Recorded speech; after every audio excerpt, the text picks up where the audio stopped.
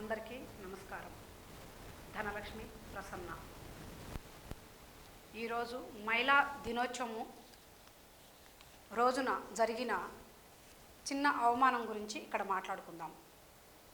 ట్రైబుల university inauguration రోజు ప్రోటోకాల్లో MP కవిత గారు పేరు రాకపోవడం యావత్తు గిరిజన జాతికి అవమానకరం. కాబట్టి గిరిజనులారా, మీరు మేలుకోండి. మనకి ఏం జరుగుతుంది? సమానంగా హక్కులు అందరికీ ఉండాలి. తన పేరు శిలాఫలకం మీద పెట్టకపోవడం మనకి ఇది అవమానకరమే. కాబట్టి మనకి సమాన హక్కులు ఉన్నాయి అనేది మనం గుర్తిస్తున్నాము.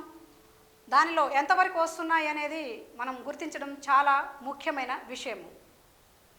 ఒక మహిళ, గిరిజన మహిళ, తను ఎంతో పార్టిసిపేట్ చేసి తన కష్టము తనలో ఉన్నది.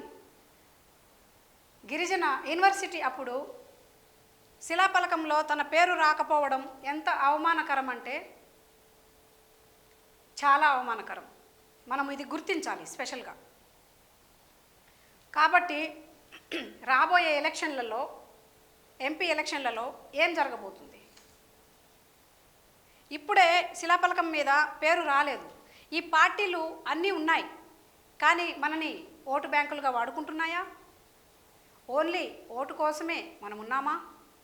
మనకి గుర్తింపు లేదా? సమాన హక్కులు లేవా?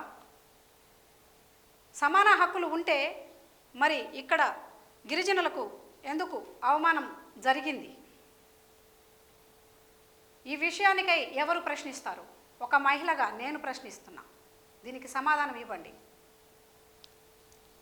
పార్టీలన్నీ కలిసి ప్లాన్డ్గా చేశాయా?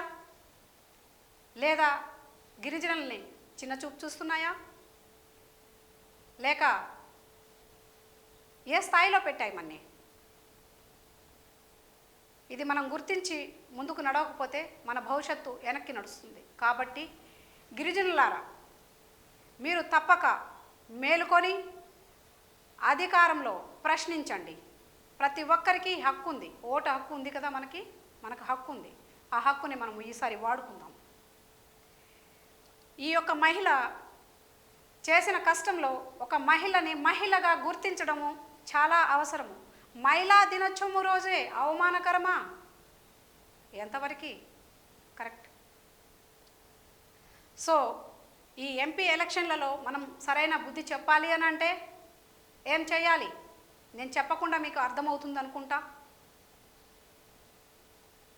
ఈ రోజుల్లో ప్రతి ఒక్కరికి ఒకరు చెప్పవలసిన అవసరం లేదు. మనం చేస్తున్న పని మనకు తెలుస్తున్నది. మనకి ఏం జరుగుతుందో మనకు తెలుస్తున్నది.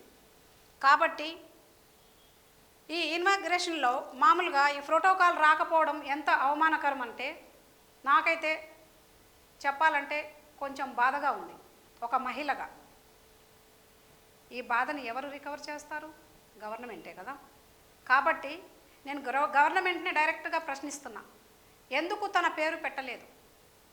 ఈ పార్టీలు ఎందుకు పెట్టలేకపోయినాయి? దీనికి సమాధానం నాకు కావాలి. ఒక మహిళగా నేను ప్రశ్నిస్తున్నాను గవర్నమెంట్ని. ఈ ప్రశ్నకి సమాధానం తప్పకుండా కావాలి. ఒక ట్రైబల్ మహిళ ఎంతో కష్టపడి ఒక లెవెల్లో వచ్చింది. ఒక ట్రైబల్ యూనివర్సిటీలో ఇనాగ్రేషన్ రోజు తన చిన్న చూపు చూడబడ్డది. తన పేరు శిలాఫలకం మీద రాలేదు. ఈ విధంగా ఈ పార్టీలు ప్రవర్తిస్తున్నాయి. ఈ ప్రవర్తనకి అర్థం ఏమిటి? ఈ ఎంపీ ఎలక్షన్లో మమ్మల్ని చెప్పమంటారా? లేదా మీరే దానికి సమాధానం ఇస్తారా?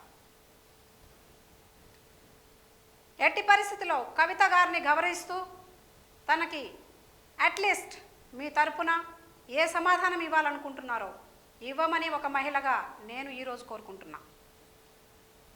ట్రైబు జాతి అంటే అందరికంటే పై ఎత్తు.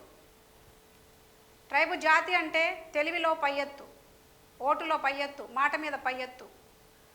ట్రైబు జాతి అంటే ఆ ట్రెడిషనల్ అంటే గౌరవం. నేషనల్ ఇంటర్నేషనల్ లెవెల్లో కూడా గౌరవాలు ఉన్నాయి.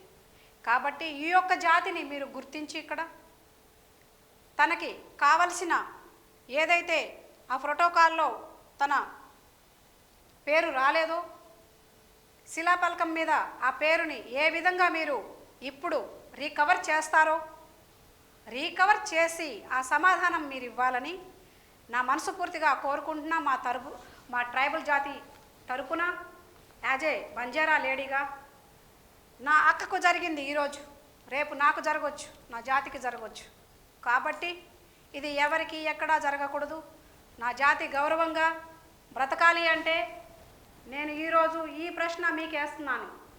పార్టీలన్నీ కలిసి నా అక్కకు ఎందుకు అన్యాయం చేశారు? ఎంపీ కవిత గారు, మాలో ఎంపీ కవిత నాకు అక్క అవుతుంది. ఆమెకి ఎందుకు అన్యాయం చేశారు? శిలాఫలకం మీద ఎందుకు పేరు రాకుండా చేశారు? ఇది పథకం ప్రకారం జరిగి ఉంటే దయచేసి దాన్ని రికవర్ చేయమని అడుగుతున్నాను. నా తరపున దయుంచి నా జాతికి నాకు గౌరవించి మా గౌరవాన్ని మాకు తిరిగి ఇవ్వమని కోరుకుంటూ నమస్కరిస్తున్నాను అందరికీ. Thank you so much. Please recover which is you did the wrong thing. Please recover again. Request. Thank you.